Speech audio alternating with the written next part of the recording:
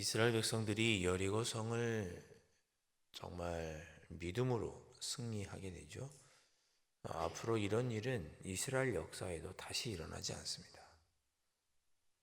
흔히 말하면 칼이나 창 없이 그저 성을 돈 것만으로 그 성을 무너뜨리는 거죠. 일반적으로 성을 공격하는 걸 공성전이라고 하고, 그렇게 쳐들어오는 사람들을 맞이하고 그 성을 지키는 걸 농성전이라고 부르죠.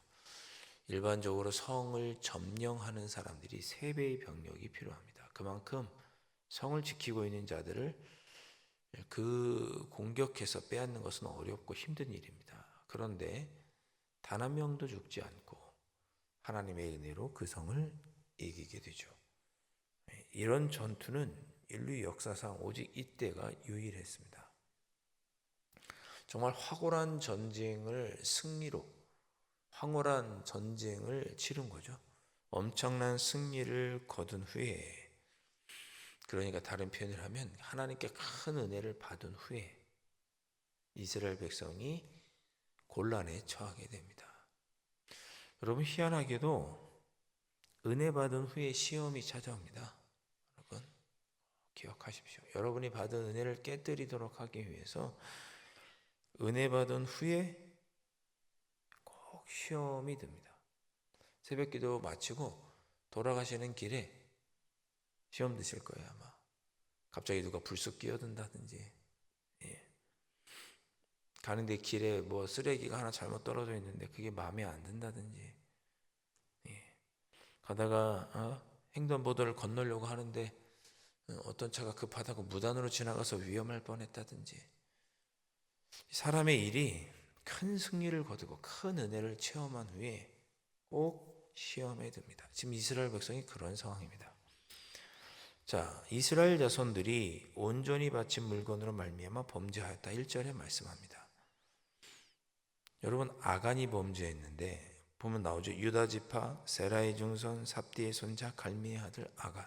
매우 구체적이고 자세하게 이름을 기록하고 있습니다. 아간의 가족을 상세히 소개하죠. 아간이 범죄했음에도 불구하고 이스라엘 자손들이 범죄했다고 1절에 말씀합니다. 단 한 사람의 잘못이지만 공동체 전체에 영향을 미치는 그런 죄였던 거죠. 하나님은 사소하지만 이스라엘 공동체가 잘못된 길로 가게 할 수 있는 처음부터 그 원초적인 싹을 제거하려고 하신 것입니다. 그래서 아간이 온전히 바친 물건을 가졌으므로 하나님께 모든 제물을, 심지어 양과 염소 모든 것을 다 바치라고, 금과 은도 다 하나님 거라고 다 바치라고 하나님께서 명령하셨음에도 불구하고 아간이 눈이 멀어서 하나님의 것을 도적질하죠. 뒤에 보면 하나님의 것을 속이고 도적질했다라는 표현이 나오죠. 그것 때문에 하나님께서 아간에게 진노하신 게 아니라 이스라엘 자손 전체에게 진노하셨습니다. 그 결과 어떻게 되죠? 아이성 전투에 실패하는 거죠. 여러분, 아이성은 굉장히 작은 성이었습니다.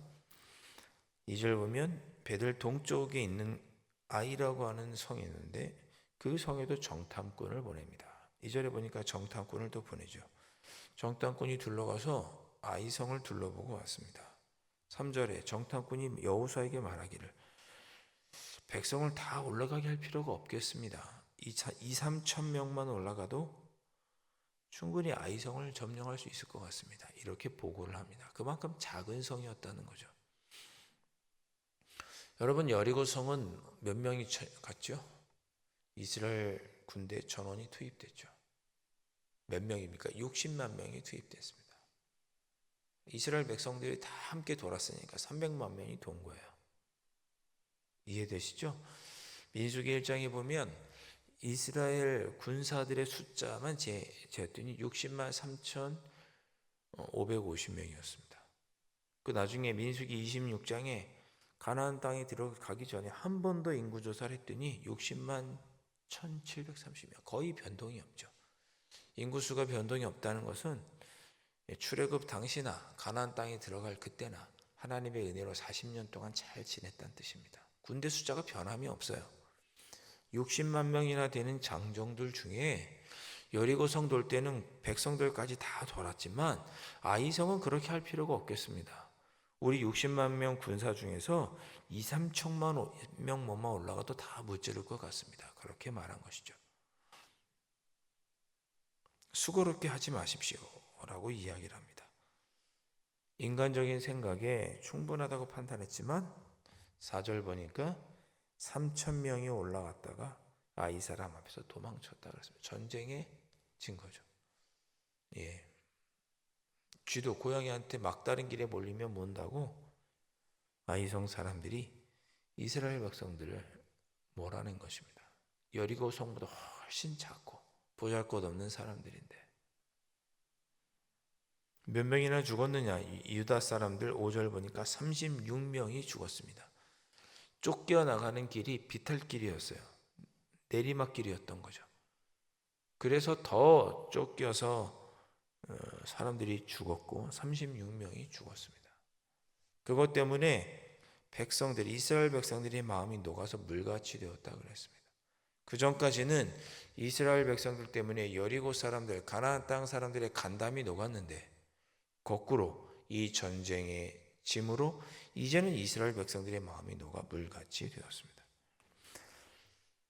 하나님의 뜻에 따라 순종하며 행할 때에는 적들이 간담이 녹았지만 이제는 이스라엘 백성이 마음이 물같이 녹아버렸습니다. 죄의 결과인 거죠. 죄의 결과. 은혜 후에 방심한 결과입니다. 오늘 말씀을 여러분 한번 나 자신과 돌이켜보면서 이렇게 말씀을 잘 한번 생각해 보십시오. 6절 말씀, 그 일로 말미암아서 여호수아가 옷을 찢고 하나님께 죄를 뒤집어쓰고 티끌을 뒤집어쓰고 회개합니다. 처참한 결과에 대한 모습이죠. 첫 번째 전투를 이기고 여호수아도 황홀했겠죠. 백성들이 다 이제 모세처럼 여호수아를 떠받들고. 근데 아이성을 점령할 때는 여호수아도 들떠 있었어요. 여리고성 점령할 때는 어땠습니까? 길갈에서 할례를 행하고 성결하게 하라고 해서 성결하게 하고 3일 동안 준비하고 하나님의 명령에 순종해서 아무도 막 떠들지 않고 침묵하며 그렇게 전쟁했죠.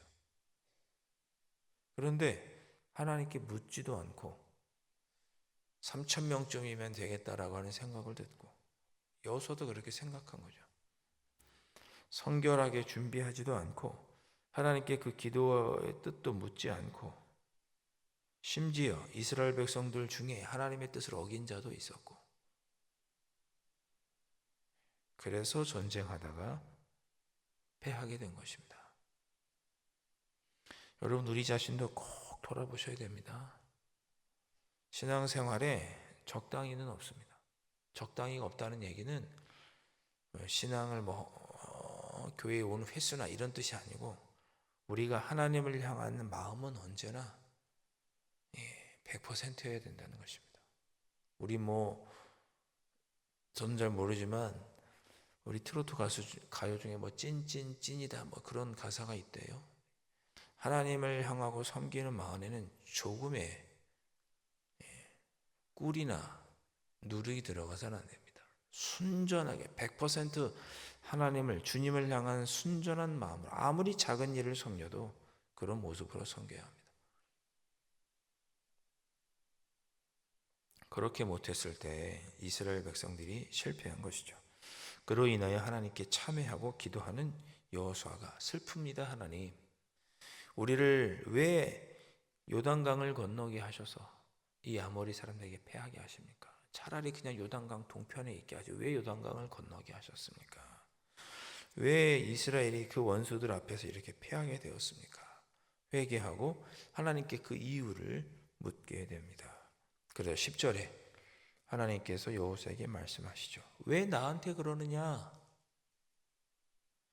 이스라엘이 범죄하여 그렇다고 11절에 말씀합니다. 여러분 우리로 한번 돌아보시죠. 하나님 왜 내 삶에 이렇게 계속 시험과 어려움을 주십니까? 고난을 주십니까? 왜 차라리 나로 신앙생활 하지 않게 하죠? 왜 나에게 이렇게 하십니까? 왜 이런 직분을 주셨습니까? 왜 나에게 이런 일을 맡겨주셨습니까? 내가 안 한다고 하지 않았습니까? 그렇게 따질 때 하나님께서 말씀하십니다. 그건 너의 죄 때문이야. 이스라엘이 범죄하여 그런 거라고 하나님께서 대답하시는 거죠. 11절 이스라엘이 범죄하여 내가 그들에게 명령한 나의 언약을 어겼으며 또한 그들이 온전히 바친 물건을 가져가고 도둑질하며 속이고 그렇죠. 도둑질하고 속이고 하나님의 것을 가져갔기 때문에 하나님께서 제거하라고 하는 것을 너희들이 가져갔기 때문에 그대로 너희들 속에 두었기 때문에 내가 진노한 것이다. 너희들 때문이다. 하나님은 마음이 변하거나 그런 게 아니고 항상 똑같으셨는데 너희들이 범죄했기 때문이라고 하나님께서 말씀하십니다. 이런 말씀들을 우리가 우리의 삶에 잘 적용해 보고 내가 혹시 하나님 앞에 아간처럼 범죄한 것은 없는지 돌아봐야겠죠. 이스라엘이 범죄한 것입니다.